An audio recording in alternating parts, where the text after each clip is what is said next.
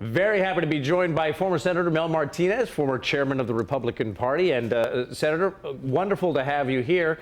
We are coming down to the wire in Florida's governor's race. How do you see this thing shaking out? Every poll that we've seen really has it neck and neck, at least within the margin of error.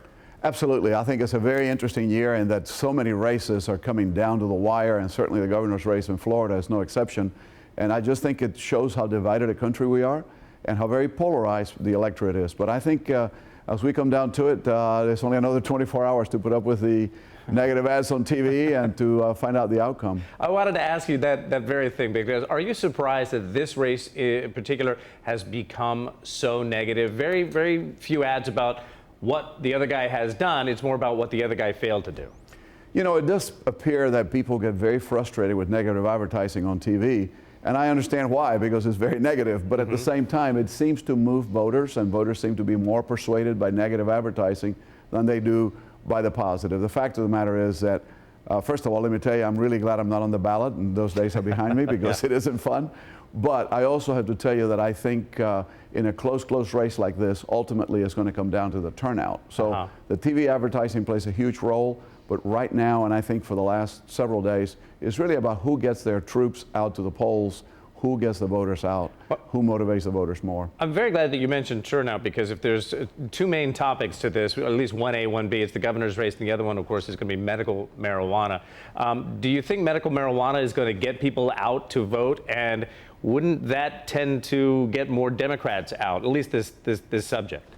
Well, certainly it appears that the demographics would favor Democrats if that was to be a driver for turnout. And I think that there has been a conventional wisdom that medical marijuana was going to be a huge driver for turnout. I don't think we've seen evidence of that so far.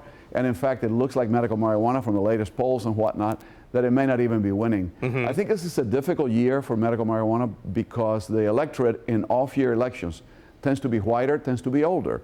And I do think that particularly the older voters are not going to be as keen on changing the laws on medical marijuana. Do you think that people in Florida might have put the cart before the horse on medical marijuana? Because it looked like it was going to be a runaway victory maybe 6 months ago, and all of a sudden, it, as you said, may not even win, and yet the billboards are everywhere on how to get into business of doing medical marijuana. Yeah, you know, I think they have gotten a little bit ahead of themselves. The fact of the matter is that to amend the Constitution, it takes 60% of the votes. It's not easy to do, and there's an awful lot of ways in which you can roadblock the ability of people to be persuaded that this is what they ought to do.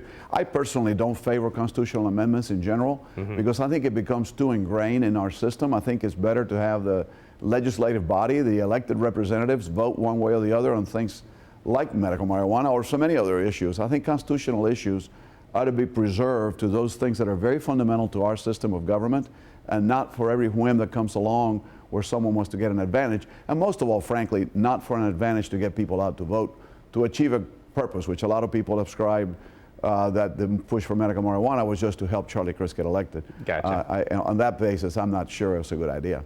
Senator, it's terrific to have you here. Thank you so much. Thanks.